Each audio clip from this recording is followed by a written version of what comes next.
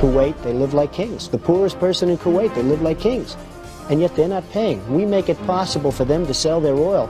Why aren't they paying us 25% of what they're making? It's a joke.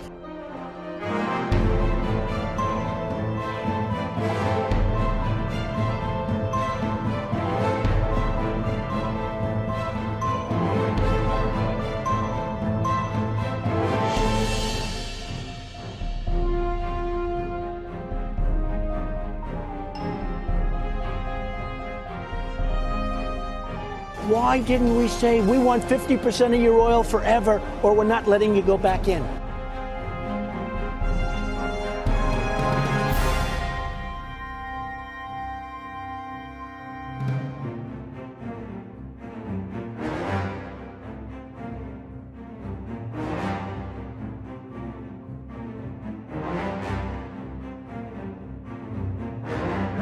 Le Dey d'Alger prend même en otage 2 équipages de navires. Ils réclament 60 000 $ pour leur libération ou menacent d'en faire des esclaves. Rapporté au budget actuel des États-Unis, cette somme représenterait aujourd'hui plus de 60 milliards de dollars.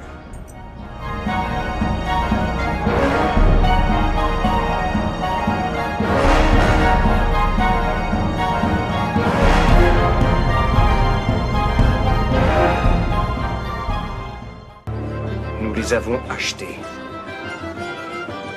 L'Amérique a conclu avec Alger un traité de paix. Un tribut de plusieurs millions de dollars qu'on leur verse, chaque année. Une somme de l'ordre de 20% des recettes de l'État. Il y a longtemps qu'on aurait dû investir cet argent dans des forces de frappe militaires puissantes. C'est bien vrai, ça. 20%, rendez-vous compte.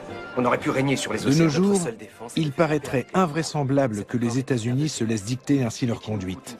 Mais même pour la jeune République, l'humiliation est cuisante.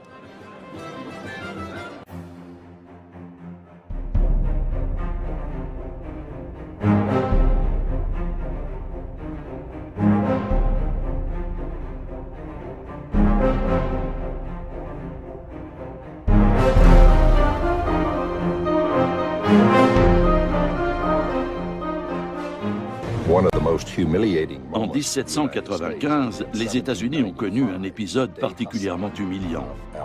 Le Dey Hassan, le régent d'Alger, a exigé que les Américains lui construisent un navire au lieu de lui verser un tribut en espèces sonnantes et trébuchantes.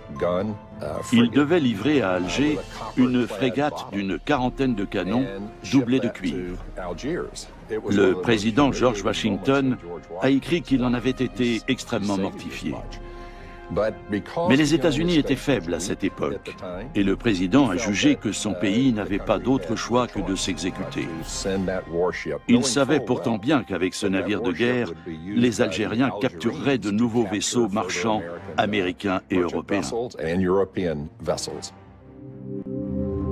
Les Américains sont piqués au vif par tant d'impertinence et décident de construire des navires encore plus rapides, conçus pour durer. En somme, meilleurs que ceux des corsaires. Les États-Unis veulent ainsi mettre fin aux conditions humiliantes du traité de paix et d'amitié qui les lie à Alger.